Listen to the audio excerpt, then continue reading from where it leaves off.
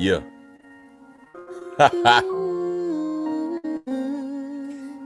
All right, let's go. It's the MVP with Malachi Lee crossing half, pulling up from three, making victory plays, talking dunks and fadeaways to players that lead the way. Awards and trophies. I hope you feeling this, homie. Making victory plays, make you real, not phony. Detroit, we back again, so let the games begin. Making victory plays for the win. Making victory plays for the win. Play for the win. What up, doe? What up, doe? What up, doe? What up, doe? Boss up and get this money. Hey, what up? This is another episode of M.V.P with Malachi Lee. I'm your host, Malachi Lee, of course. I'm geeked up. Last time I did this, it was 2 weeks ago. Working on being consistent, whatever, but I'm glad to be back. I'm not feeling the best right now. You probably can hear it in my voice if you know me or don't, but I'm doing this. I'm excited to be doing this show, man. I'm geeked up. Today is the day. Today is the day, man. Game 7 in Detroit. Little Caesars Arena, man. First time we get a Game 7 in Detroit. I'm so geeked up for this, man. For those that may not know, I was at the game on my birthday, Wednesday, April 29th. I was there in the building, man. So I was so excited. Shout out to my wife, Danny Love. Let's go, boo. She got me the ticket for my birthday. We went. We had an amazing time. It was a great time. I could just feel it in the room. I could feel it in the day that we were going to win. We were down 3-1 at that time. I wanted to do the show before then, but on my social media, I kept saying Pistons in 7. Once we lost game 4, I'm like, okay, come back home and let's win out, and that was the game to do it. It was back against the wall, 3-1 at home. I was in the building, and man, the energy was crazy. I want to get some of these videos to show y'all, but the energy was crazy, man. Detroit showed out for the game 5. Then we went to Orlando for game 6. That was Friday. That was crazy. Down 24 points. We were down 24 points. It was crazy. Win or go home, down 24 on the road, and we pulled it out. Man. Detroit pulled it out, and I'm so excited. I'm happy for them boys, man. April 29th, Cade had 45. That's a Detroit Pistons playoff record, 45 points. The previous record holder was Dave Bing. Shout out to Mayor Dave Bing. He was a Piston, and he had 44. So Cade with the 45 on my birthday, man. Twin Asort Thompson was everywhere. He had 6 points, 15 rebounds, like 4 blocks, 2 steals or something like that. Hold on, let me see. Something crazy, man. Yeah. He was everywhere. 6 assists, like 4 blocks, 3 steals, something like that, man. He was everywhere. So I love to see Twin, man. He's an energetic, athletic player that we need. He gave us that spark that we needed in game 6. Man, with key blocks, key plays he was making that started that comeback. Shout out to Paul Reed in the game. B-ball Paul, man. I've been saying all series that we needed to play Paul Reed. I don't know what's up. I understand Detroit, we have a very deep team, but the way we got here was this deep rotation. Usually in the playoffs, the rotation slimmed down a lot. Most teams do. But Detroit, we can't play like that. That's not how we play. We have a lot of these energy guys that come off the bench that make key plays, key scoring, key buckets at the key times, and Paul Reed was able to do that. There was something going on with JD, and he's started to get going a little bit within these last couple games, but it's not what I want to see yet. But we just have to understand his role for our team. I hear a lot of people saying that we shouldn't sign JD to a long term, but I honestly I would. I don't know if I'll give him the super duper max, but JD's a great third option. We are looking for him to be the number 2 option, but he's not. He's not our number 2 scoring option. He is one of our premier rim protectors on the defensive end, and he's great in the pick and roll. they've been able to pick apart his game a little bit, so he has been able to create the offense that he's used to off the pick and rolls and all of that. But he figured it out a little bit. He actually started the game out on Wednesday with an and one, and that just the crowd erupted because we needed that. We needed to see him ball out. He is one of the biggest parts as far as heart and soul of the team that we need, including Paul Reed. Paul Reed is that heart and that characteristic. You know, they just personify what Detroit stands for, man. That dog mentality, all dog. That's what Detroit's theme this year has been, is all dog. And got the towel here, all dog. You know what I'm saying? That's what we own. You know what I'm saying? So Paul Reed personifies that. JD does personify that when he does. So I would sign him to a deal next year. I wouldn't give him the super duper max. I want to try to get another premier perimeter scorer in there for Detroit next year. But honestly, we look good, man. And I won't be on here long because Game 7 will be starting at 3:30.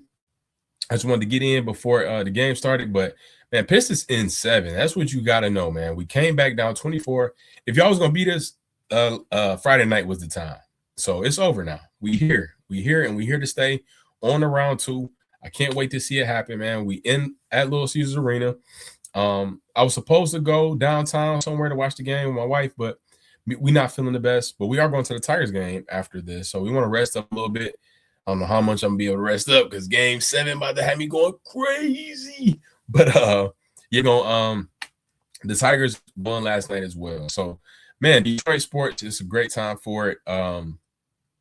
Man, I really want to emphasize how excited I am that Paul Reed got in the game and got significant minutes. JD was something going on with his hand or something. He went to the locker room for a minute time, but we were down. Like, we were getting smacked around when Paul Reed was in the game, and it was him that getting key plays, rebounds, blocks,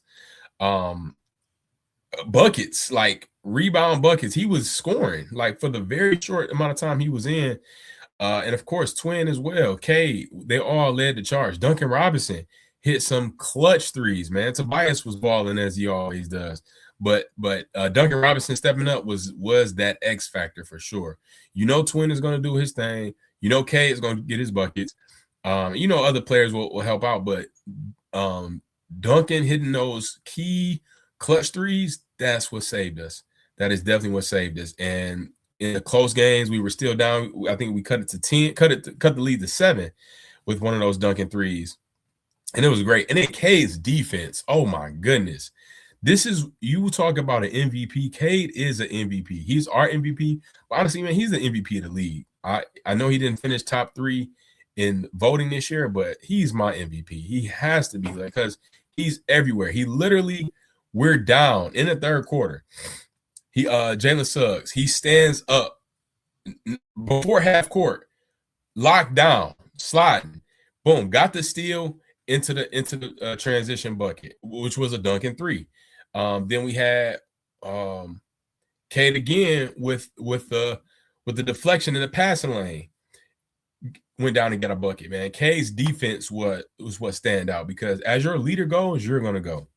So seeing how Cade balled out, man, that was amazing to see, amazing to witness. I'm so excited for this Game 7, man. I just, like I said, on Wednesday, I could just feel it, man. Like, this is gonna be something historical. Back in 2002, I believe, 2002 or 2000, I think it was 2003 actually. The Detroit Pistons came down from 3-1 against the Orlando Magic to win the series. And then the following year, we won the championship. So it's possible. History repeats itself. I'm so excited to be alive to see this, to see us as a team doing so well, man. We have a real legitimate superstar. We have a legitimate team. And honestly, man, I don't want to speak too soon, but Boston lost. Boston lost Game 7. And shout out to the NBA. We got 3 Game 7s this weekend. The Raptors and Cavs played tonight after us for a Game 7, and that's very exciting. Like, I don't know if this is pretty rare. Hello, Satisha Boba. Hi. I don't know this. I don't know if this ever happened again, but man, it's a rare thing for sure. So what's up? But man, it was so cool to see. It It was so cool to see, man. 3 game sevens in the same weekend. Boston lost theirs. Jason Tatum didn't play. He's dealing with an injury, coming off of an injury. And honestly, Boston was the only team that I was I ain't gonna say scared of, but that I had to look out for. Now, the East is still the East. It's kind of wide open, but it's also not. Like, these teams are scrappy. Philly looks really good. If Joel is healthy, they'll be a problem for the Knicks. I'm excited to see that series. The Knicks are playing Philly in the next round, Eastern Conference semifinals, and then you have we'll find out tonight who's going to be advancing between us. Of course, it's going to be us, but then we got the Raptors and the Cavs will be that other game 7. So we're going to see, man. It's going to be very exciting. But honestly, outside of Boston, I wasn't really nervous about anybody else. Thank you for the subscribe, Baba. Appreciate it.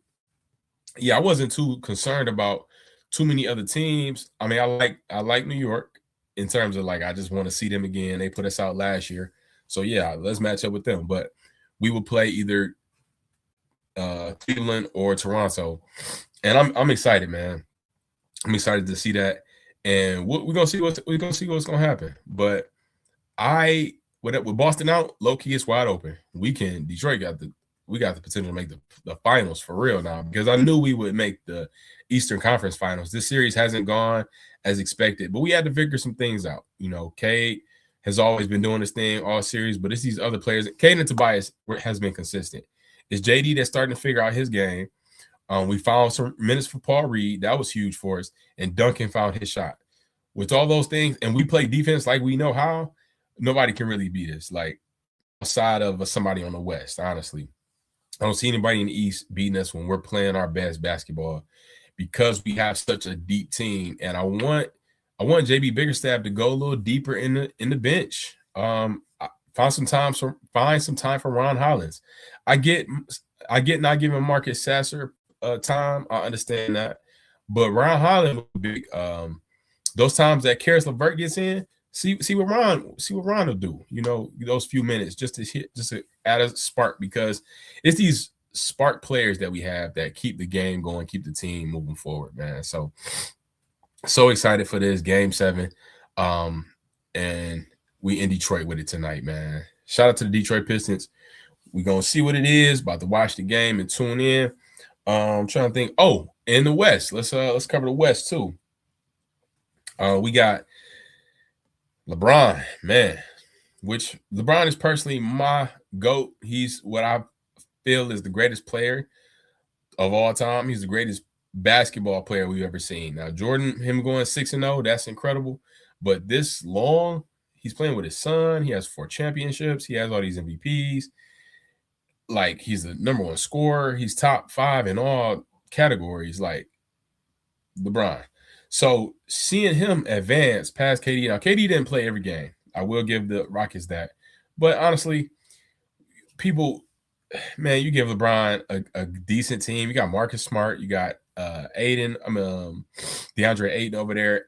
Austin Reeves came back, which gave them what they needed as well. So LA advanced in 6. You got OKC. They gave easy work to the Suns. They swept them boys up out of there. The Spurs advanced in a gentleman's sweep. And then the Wolves advanced. Now, I'm looking at this Wolves series because if Ant can come back, this is going to tilt this series heavily. I was watching some footage from on Anthony Edwards' page, and he's on the road to recovery. He's not there yet, but he suffered an injury. Oh, my network is low. Okay, thank you. I'm going to be dropping off soon anyway, so I appreciate that. I'll have to work on that. But Anthony Edwards is man, he's an incredible player. The fact that the Timberwolves made easy work, 2 games is not easy work. They got the boys out of there in 6. I expected that series to go 7. Anthony Edwards went down, and they still closed them boys out. So I said, wow. And they DiVincenzo is out as well. So that's that sucks for Minnesota. That's the one thing I don't like about basketball is the injuries. That's something you can't control. We seen it last year in the finals with Tyrese Halliburton. He started the game out super hot in that game 7 of the finals and suffered a catastrophic injury, had him out all season. So it's just one of those things in sports you can't you can't predict, man. Same with KD in versus Toronto. KD goes down and Kawhi gets that ring, man. So injuries are just a part of the game. You got to keep playing, so you never know what's going to happen. Do I know Ronaldo? Yes, I probably look like him. That's what you're going to say. So yeah, man, the West is set. The next round is set. You got OKC and the Lakers. Now, I like this lineup. If they can exploit some of these mismatches and find a way to get a few games out of here, if they get Luka back, if they said it's no time soon, so he may need another week or two. But if we can hold off a little bit, I would like to see the Lakers advance to the conference finals. That would be nice. But we'll see. OKC is still a great team, and LeBron with Austin Reeves and the team that he has around him, they still gonna make some noise. Right now, if you tell me Luka's not playing in this series at all, I go Lakers I go OKC in 5.5, maybe 6 games. Probably leaning towards 5, realistically, but it could be 6. Honestly, you can never knock a healthy LeBron. You cannot go against that. So it's tough to say.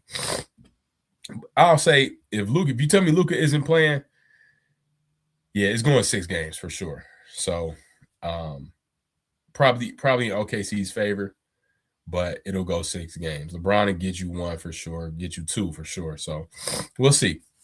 If Luka comes back, I got Lakers in 7. If you tell me Luka's on the court and healthy, Lakers in 7. But honestly, Lakers might advance though. They have that potential. You can't sleep on them. Spurs and Wolves. If you tell me that Anthony Edwards is not playing, Spurs in 4. Spurs in 4, 5. I give the Wolves a 1. Spurs in 5 if Anthony Edwards doesn't play. If if Anthony Edwards comes back, if you tell me Anthony Edwards is coming back game 2, give me honestly, and y'all might not like me for this, give me the Wolves.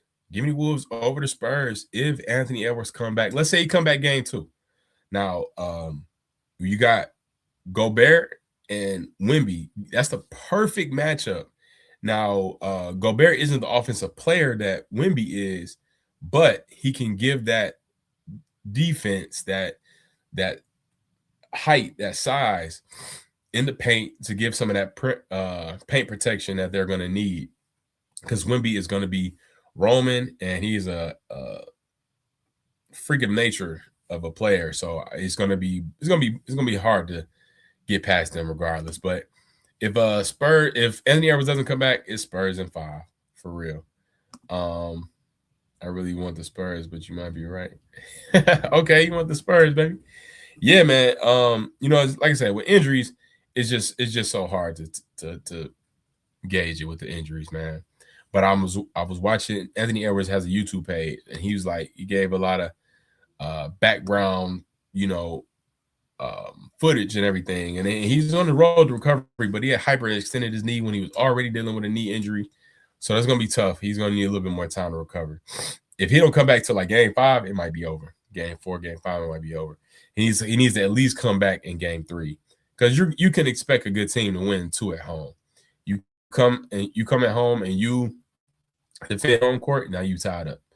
So yeah, that's the West. Now Philly and New York. I really like this series. I really, really like this series as an NBA fan.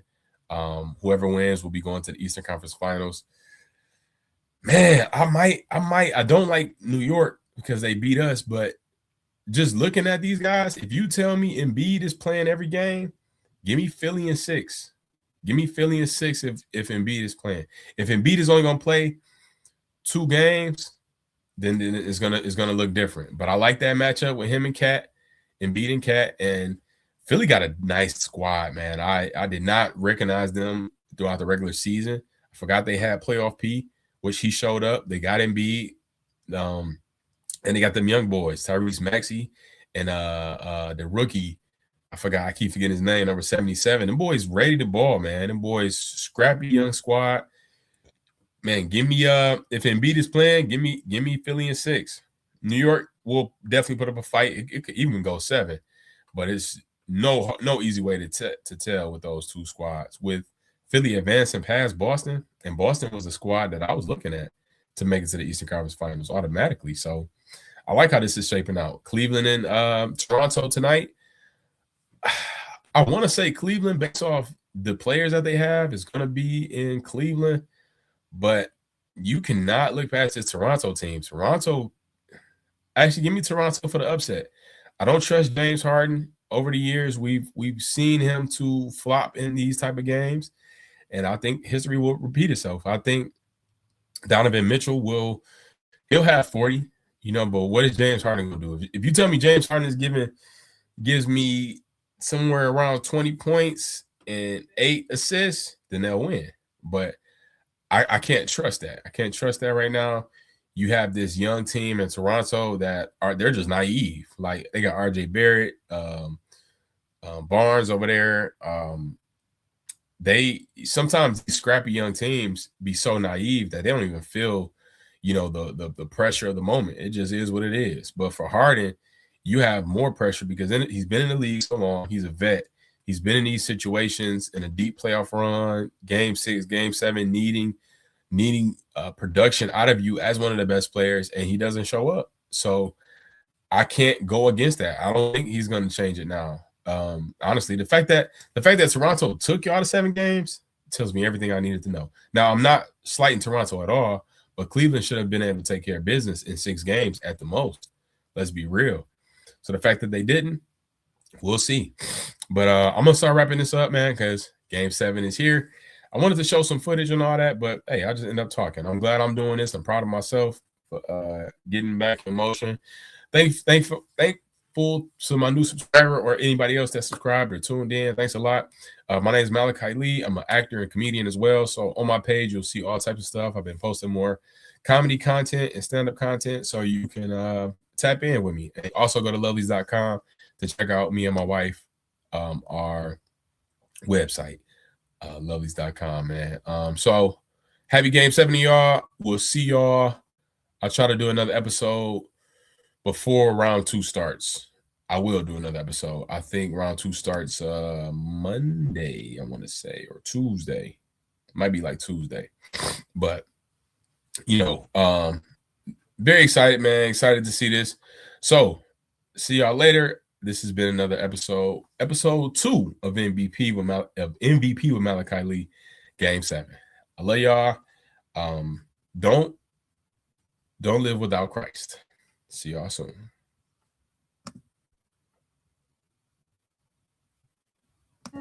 Yeah.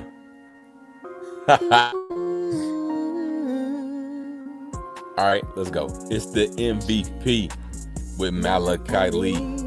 Crossing half court, pulling up from 3, making victory plays, talking dunks and fadeaways to players that lead the way. Awards and trophies, I hope you feeling this, homie.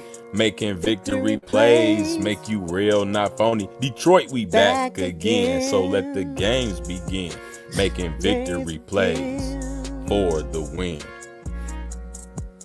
Making victory plays for the win. Play for the win.